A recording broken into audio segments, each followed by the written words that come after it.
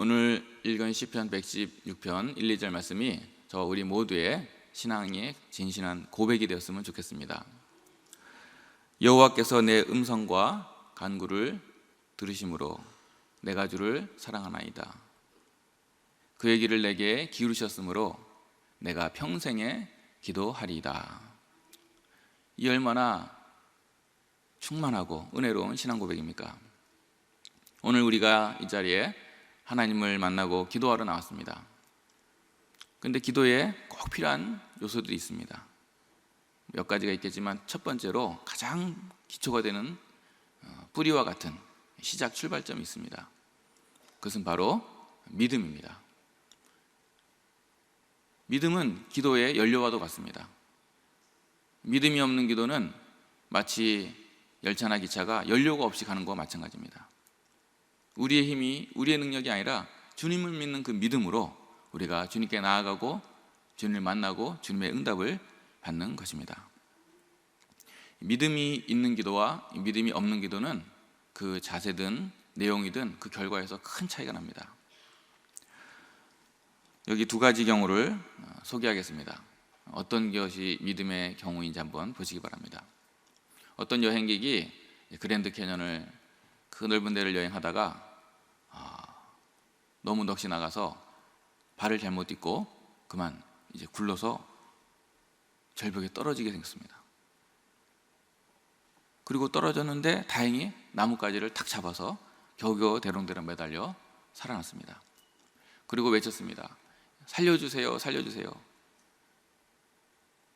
아주 갈급한 목소리 외쳤는데 아무 소리가 나지 않았습니다. 그래서 더욱더 기도를 하면서 더 갈급하면서 살려주세요, 살려주세요 그랬습니다. 그러자 하늘에서 음성이 들렸습니다. 내가 너를 도와주길 원하느냐? 예, 그렇습니다. 누구십니까? 나는 너희 주 하나님이시다. 그렇습니까? 주님, 제발 저를 살려주십시오. 그래? 그럼 내가 너를 구해줄 텐데 한 가지가 필요하다. 너는 나를 믿느냐? 그럼요, 주님. 내가 주님을 믿습니다. 저는 열심히 주일을 성수하고 열심히 11조와 헌금도 내고 열심히 새벽 기도도 안 빠지고 날마다 말씀을 묵상하고 그리고 전도도 열심히 합니다. 그게 아니라 지금 나한테 묻는 거는 너가 정말로 지금 이 순간 나를 신뢰하느냐? 나를 믿고 나에게 맡길 수 있느냐? 예, 그렇습니다. 내가 주님을 믿고 신뢰합니다. 좋아. 그렇다면 지금 너가 잡고 있는 그 나뭇가지에서 손을 놓아라. 그럼 내가 너를 건져줄 것이다. 예? 뭐라고요? 이 나뭇가지 손을 놓으라고요? 그래, 너가 나를 진심으로 믿고 신뢰하고 맡긴다면 그 나뭇가지에서 붙잡고 있는 손을 놓아라. 그럼 내가 너를 받쳐줄 것이다. 한참을 고민하더니 그 사람이 외칩니다. 거기 위에 누구 다른 사람 없어? 또 다른 이야기가 있습니다. 어떤 아이가 아버지와 함께 공원에 산책을 갔습니다. 거긴 큰 나무가 있었는데 아이가 나무 위에 기어서 올라가고 놀고 있었습니다. 아버지는 벤치 밑에서 책을 읽고 이렇게 휴식을 취하고 있었습니다. 그런데 그 나무까지 너무 얇은 끝으로 이제 아이가 점점점 가다 보니까 우지직 하고 그 가지가 부러지기 시작하는 것입니다. 놀라가지고 주변에 있던 사람들도 막 피하고 아빠 소리쳤습니다. 그러니까 아버지는 피하지 않고 오히려 달려가죠. 아들한테. 아들아, 아빠 여기 있다. 뛰어내려. 내가 너를 받을게. 아버지를 딱 보더니 아빠가 나를 잘 받을 줄로 믿어요 하고 용기를 내가지고 뛰어내렸습니다. 그러자 그 아이는 아버지 품에 안전하게 받아줬고 그 광경을 본 주변에 수많은 사람들이 훈훈한 박수 갈채가 있었습니다. 이 두 이야기 속에서 어느 사람이 진정 믿음의 사람입니까? 그 위에 누구 다른 사람 없어? 이 사람입니까? 아니면 아빠를 믿고 자신의 몸을 뛰어 던져 내린 아이입니까? 너무 어렵습니까? 믿음은 간단합니다. 복잡한 사람은 잘 믿지를 못합니다. 우리 예수님이 말씀하셨듯이 천국은 어린아이와 같이 받들지 않으면 결코 들어갈 수 없는 것입니다. 하나님을 만나는 자리, 하나님과 함께하는 그 천국의 자리, 주님의 나라는 오직 어린아이 같이 주님의 말씀을 받드는 자만 들어갈 수 있는 줄로 믿습니다. 단순하게, 이 영성 중에 하나가 특징이 단순함의 영성이 매우 중요합니다. 이 믿음에 있어서 내가 지금 기도할 때도 내가 지금 기도하는 이 모습, 소리, 하나님께서 다 하나도 빠짐없이 다 듣고 계시다, 다 기울여서 응답해 주신다, 가장 좋은 열매로 나에게 축복으로 역사해 주실 것이다. 이 믿음, 단순한 어린아이 같은 이 믿음, 내 아버지 내 어머니가 나에게 가장 좋은 걸 주실 것이다 라는 이 믿음, 그것을 우리 주님께서 기뻐 받으시는 것입니다. 우리가 잘 알면서도 이 불신앙의 우를 얼마나 자주 범하는지 모릅니다. 이 기도를 많이 하는데 응답이 좀 저조하고 또 실수하는 경우는 대표적인 특징이 이렇습니다. 그런 사람들은 기도하기 전부터 걱정을 합니다. 그리고 기도하는 내내 염려를 합니다. 그리고 기도가 끝나고 나서도 근심을 계속합니다. 그러니까 사실은 이 사람은 기도의 형식은, 기도의 태도는 빌렸지만 실제로 이 사람이 한 거는, 실제는 눈을 감고 두 손 모으고 기도의 형식을 빌려서 걱정과 근심과 염려와 불안을 하고 있는 것입니다. 그 행위를 하고 있는 것입니다. 참된 기도는 하나님을 향한 진실한 신앙 고백입니다. 믿음의 표현입니다. 믿음을 하나님께 고백하는 겁니다. 아무리 우겨싸움을 당해도, 앞에는 홍해고 뒤에는 애국군이고 사방팔경이 맡겨가지고 여리고성과 같은 그 문제가, 나보다 큰 문제가 맡고 있어도 그래도 하나님은 도와주실 수 있다, 그래도 하나님은 역사해 줄 수 있다, 우리 주님은 이 문제를 문제가 되지 않게 하실 수가 충분히 있으시고도 남음이다 라고 고백하고 표현하고 증언하는 것입니다. 그래서 믿음의 특징은 응답의 확신에서 오는 평안과 또 감사와 기쁨인 것입니다. 아무리 어려워도, 일이 꼬이고 사람들이 조롱하고 억울한 상황에 있어도 하나님이 도울 수 있다는데, 아니 하나님이 해결해 줄 수 있다는데, 하나님이 충분히 역사하고도 남음이 있으시다는데 하면서 평안함과 담대함과 여유와 기쁨이 밀려오는 것입니다. 바라기는 오늘 이 밤의 기도도, 저와 우리 모두의 기도도 이러한 성령이 충만한 은혜와 감사와 평안이 넘치는 기도의 시간 되시기를 간절히 축복합니다.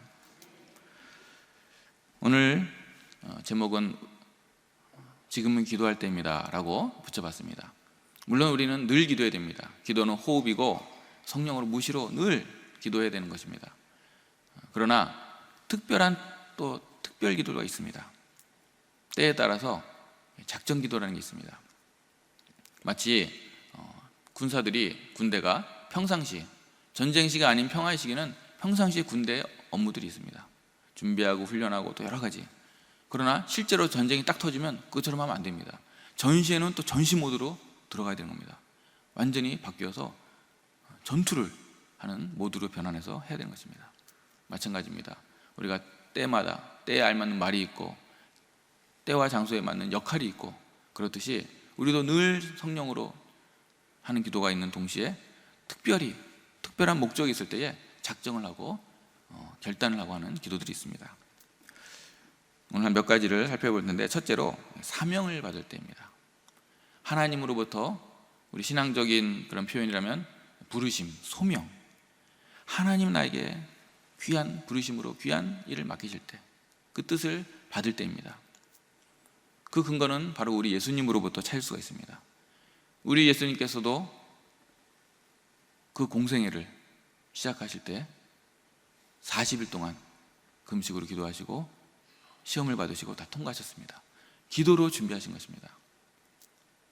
또 많은 사역 가운데서도 특별히 가장 절정인 십자가를 바로 앞에 두신 겟세마네, 그 동산에 이제 곧 달려서 죽으시고 메시아의 그 사명을 완성하시는 그 십자가의 사명을 위해서도 밤새도록 겟세마네 동산에서 기도하셨습니다.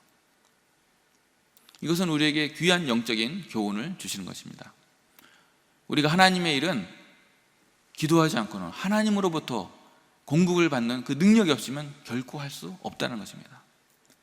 하나님의 일은 그 어떤 인간의 힘과 지혜와 능력으로도 할 수가 없는 것입니다. 하나님께 무릎 꿇고 하나님으로부터 공급받는 힘과 능력이 임하지 않은 다음에 나가면 큰일 나는 것입니다. 기도 없이 어떤 일을 한번 해보십시오. 반드시 인간적으로 또 세상적으로 전락하고 맙니다. 먼저 무릎을 꿇고 먼저 하나님으로부터는 그 응답과 확신과 평안이 임한 다음에 일을 하면은 그곳에 하나님의 역사가, 하나님의 뜻이 이루어지고 하나님의 열매가 맺히는 것입니다. 내 인생의 계획과 또 목표에 하나님의 이런 역사가, 은혜가 나타나길 원하십니까? 그러면 그것이 무슨 일이든 주님께 무릎 꿇는 그 자리로 그 일을 가지고 오시길 바랍니다. 사업을 하시는 분은 이 사업이 나의 그 기도의 자리에 가져오시길 바랍니다. 공부를 하는 학생이면 그 공부를, 취업이면 그 취업 준비를 바로 주님과 만나는 그 지성소의 자리로 가져오시길 바랍니다. 자녀를 키우시는 우리 부모님들, 그 자녀를 날마다 그 자녀를 기도의 품 안으로 가져오시길 바랍니다. 그러면 우리 하나님께서 반드시 손을 뻗쳐 주시고 오늘 시편의 이 저자의 고백대로 여호와께서 내 음성에 귀를 기울여 주시고 응답해 주시는 것입니다. 둘째로, 일꾼을 세울 때, 우리가 사람을 세울 때 반드시 기도를 하는 것이 성경의 교훈입니다. 노는 것하고 다릅니다. 일꾼이 중요한 것이죠. 우리가 술 먹고 담배 피고 밤새도록 어디 클럽 가서 춤추는데 작정하고 준비 기도할 필요 없습니다. 그런데 귀한 직을, 귀한 사람, 그 역할을 세울 때는 반드시 하나님께 간구하고 세워야 되는 것입니다. 안 그러면 본인도 힘들어지고 그 공동체도 아주 어려워집니다. 가정도 마찬가지죠. 한 집안에 어떤 사람이 한 명 들어오는 게 얼마나 중요한 일인지 저도 많은 경우를 봤는데, 이 대표적인 두 가지 경우를 한번 생각해 봤습니다. 그 집은 참 그냥 평범한 집이었는데 아주 좀 못된 며느리가 들어왔습니다. 얼마나 간교하고 사악한지 막 꼬드겨가지고 간이라도 내줄 것처럼 하다가 나중에 시골에 계신 그 아버지 올라오기 싫다는 것도 막 재산을 다 정리해가지고 억지로 서울에 올라와가지고 합쳐가지고 작은 집을 사고, 근데 자기의 목표를 이루고 나서는 그 시부모님들을 얼마나 핍박하는지, 그 어머니는 안 계시고 시아버지만 계셨다 그러는데 완전히 180도로 싹 바뀌어가지고 밥도 잘 안 챙겨주고 밥 먹이라는 소리도 안 하고, 얼마나 그게 딱 보이죠. 사람이 느껴지지 않습니까? 너무너무 그 박대가 심해가지고 또 간교하게 합니다. 또 자기 남편은 안 그런 척 하면서도. 그래가지고 그 시아버지 되신 분이 결국은 자살을 했습니다.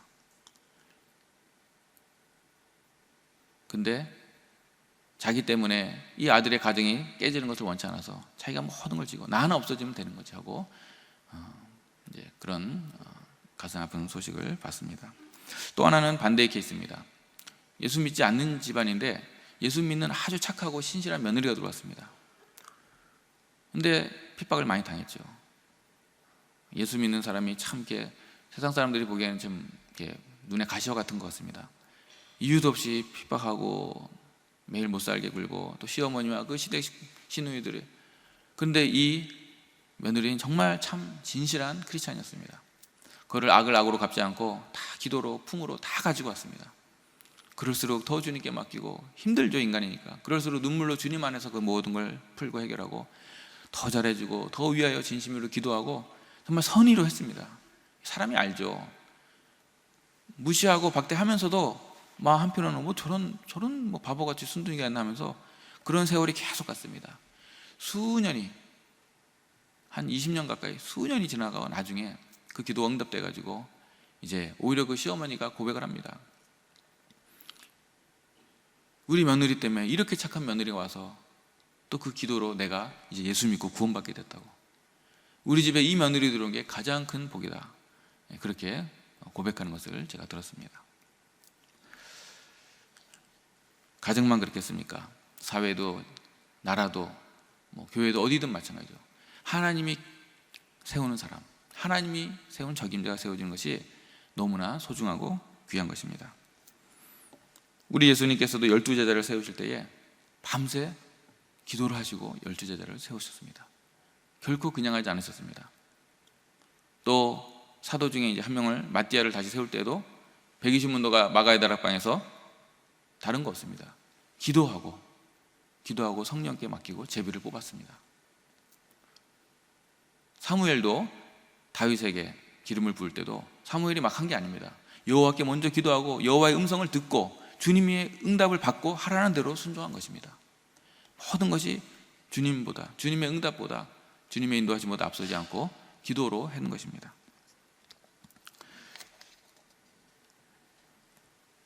주님께서는 이 땅에 온 교회들에게 그렇게 말씀하셨죠. 밭이 휘어져서 추수할 게 너무 많다. 일꾼이 적다. 추수할 일꾼을 보내주소 기도하라, 구하라고 우리에게 명령하셨습니다. 추수할 일꾼을 보내어 주시옵소서. 어떤 참 어려움을 많이 당하는 교회일수록 사람은 많은데 일꾼이 적다고 탄식을 합니다. 그러나 우리 교회는 정말로 사람도 많고 일꾼도 넘치고 풍성한 복된 우리 교회 되길 간절히 소원합니다. 마지막으로 한 가지만 더 예를 들면, 환난의 때에 특별히 하나님을 찾고 기도해야 됩니다. 물론 평상시에도 주님과 떨어지면 안 되고 늘 주님과 교통하고 교제지만 우리가 인생 살다 보면 원치 않는 어떤 어려움이 닥칠 때가 있습니다.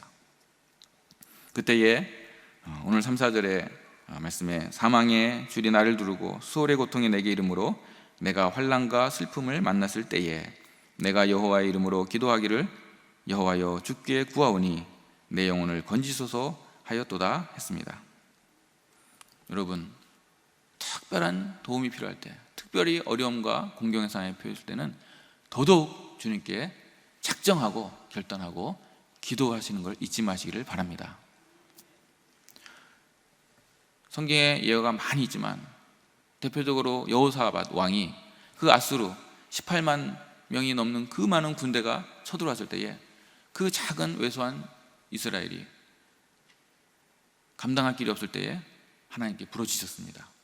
그때에 여호사밧 왕의 기도를 받고 하나님께서 친히 천군을 동원해서 그 아수르 군대들을 완전히 멸절해 버린 것이 성경에 나와 있습니다. 근데 이것이 성경의 이야기로만 끝나는 게 아니더라고요.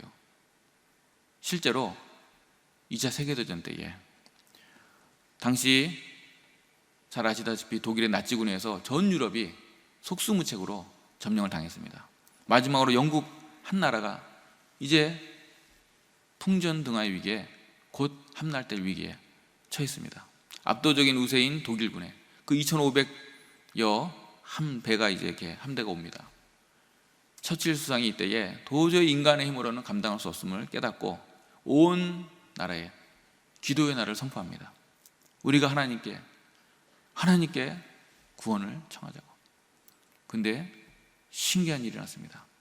똑같은 바다에 해협을 놓고 영국군 쪽은 멀쩡합니다. 배들이 잔잔하고. 그런데 저쪽 독일이 오는 그쪽 방에 심한 풍랑이 일어나가지고 그 군함들이 대열이 다 흩어지고 진영이 깨져가지고 아주 영국이 그 열세한 가운데도 독일을 물리치고 전세가 역전되기 시작하였습니다. 그리고 나서 계속해서 1941년 3월 23일, 또 1943년 9월 3일, 1943년 4년 9월 3일 각각 기도일로 공포하고 온 국민이 여호와께 부르짖고 기도하였고, 그리고 약하던 영국이 오히려, 물론 이제 미국의 도움도 있었고 그것도 하나님의 도움의 손길이죠, 이 2차 세계대전에서 이긴 것을 우리가 역사적으로도 봅니다. 성경에만 기록된 게 아니라 오늘도 우리 주님께서는 살아계시고 동일하게 역사하시고 계신 줄로 믿으시기 바랍니다. 버마에 그 선교사가 있습니다. 아도니람 저드슨이라고, 버마 선교의 아주 선교사님이고, 이분이 윌리엄 캐리를 만났습니다. 윌리엄 캐리는 아시는 분은 아시겠지만 선교의 아버지, 선교의 창시자입니다. 선교 단체를 처음으로 만들기 시작했고 이제 인도에 선교를 하였는데 그 크고 인종도 많고 언어도 많은 인도에 정말 어려운 선교를 했습니다. 이 둘이 참 만났습니다. 인도로 찾아갔습니다. 이 후배라서 그런지 몰라도 이 저드슨 선교사가 찾아갔는데 얼마나 할 말이 많겠습니까? 가슴에 그 하나님이 주신 것들을 서로 나누는데 큰 감명을 받았습니다. 이 선배 윌리엄 캐리 선교사가 알고 보니 3번이나 살해의 시도를 당했고 그 인도 정부의 아주 그 잔혹한 선교 방해를 받았고, 그리고 인도가 얼마나 언어가 많고 어렵고 그렇습니까? 그 언어를 수십 가지 넘는 언어를 갖다가 성경을 번역하고 실제로 수많은 언어들의 성경책을 윌리엄 캐리 선교사가 번역을 해냈습니다. 근데 한 번은 그 중간에 그 모든 원고가 다 불타져 버려가지고 완전히 하늘이 무너진 것 같은 그런 일도 겪었습니다. 그런 거를 나누면서 이제 물었습니다.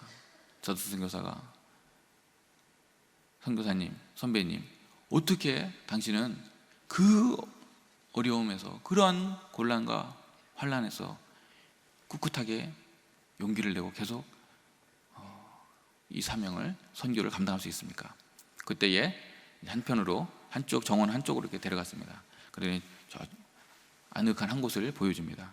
그 자리는 아주 조용하게 숲으로 이렇게 감싸있는 자리였는데, 이곳이 내가 날마다 주님께 예배하는 저소이고 기도하는 자리이고 하나님과 만나는 자리입니다. 내게 이 시간이 없었더라면 나는 결코 이 모든 어려움을 이기고 선교를 감당할 수 없었을 것입니다 라고 고백했습니다.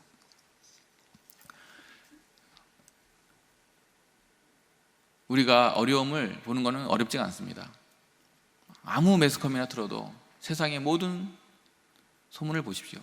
난리에, 기근에, 전쟁에, 테러에 얼마나, 이건 뭐 너무 당연해서 이제는 우리가 다 느끼기, 우리 감각이, 체력이 다 느낄 수가 없죠. 나열만 하는데도 아마 24시간이 부족할 겁니다. 우리 체력은 감당을 못할 정도로 지구상에는 우리가 그 종류도 알지 못할 일들이 죄악으로 가득 차 있습니다. 정치든 경제든 사회든 문화든 언론이든 교육이든 심지어는 종교도 총체적인 부패의 타락에 극을 달리고 있습니다. 그 어디에도 소망이 없습니다. 잠시 좋은 뉴스인 것처럼 나오지만 사실은 잠깐 반짝인 것이고 참된 본질적인 해결이 없습니다. 오직 참된 해결은 우리 하나님 여호와 우리 주 예수 그리스도 안에만 있는 줄로 믿습니다. 그러면 이렇게 반문하겠죠. 그분들은 하나님께만 가면 뭐 다 해결되냐? 그렇습니다. 하나님께만 가면 참된 해결이 있습니다. 거짓으로 가면 해결이 없겠죠. 거짓 선지자든 거짓 쭉정이 신앙이면 그러면 소용이 없죠. 그러나 참된 진실한, 부족하지만 참된 주님을 신뢰하고 의지하고 따르는, 그렇게 주님께 나아가는 그 자리, 거기에는 진정한 해결이 있는 것입니다.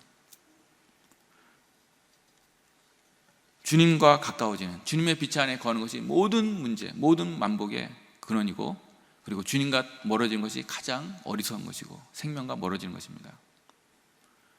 그래서 주님 밖에 있으면 잘 돼도 자기 자랑하고 교만의 제로가 됩니다. 하나님께 영광을 돌리지 않습니다. 그런 사람들은 또 못되면, 실패하고 어려우면, 환난을 닥치면 또 이렇게 원망하고 탓합니다. 밖으로 다른 사람을 혹은 세상을 탓하든지, 아니면 속으로 자기 자학하고 자기 비하하고 자살을 하든지. 그러나 주님 안에 거하면, 이것이 성경적인 만사형통입니다. 주님 안에 거하면 잘 돼도 주님께서 형통을 주시면 그것으로 하나님께 영광을 돌리고, 그리고 사랑으로 이웃을 섬깁니다. 그리고 믿는 사람도 실패할 수 있습니다. 믿는 사람도 고난과 환난 당할 수 있습니다. 어려움에 처하면 오히려 나를 돌아보고, 오히려 나를 낮추고, 오히려 나의 그릇을 준비하고 예비하는 축복의 기간이 되는 것입니다. 심지어는 죄악조차도 주님께 진실하게 들고 나오면 회개의 역사와 주님의 용서와 긍휼과 새롭게 변화받는 그런 전화위복의 사건이 되는 것입니다. 그 모든 것이든 우리 주님께로, 그것이 좋은 것이든 나쁜 것으로 보이든 강한 것이든 약한 것이든 다 주님께로 와야지 참된 생명과 복음과 평안과 은혜가 임하는 줄로 믿습니다. 지금 내가 서 있는 그 자리가 어디든지 간에 그 모든 것을 주님께 가져나오시길 바랍니다.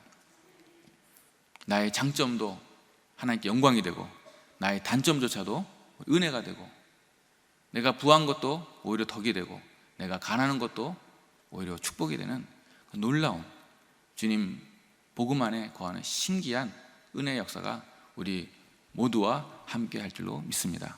기도하겠습니다.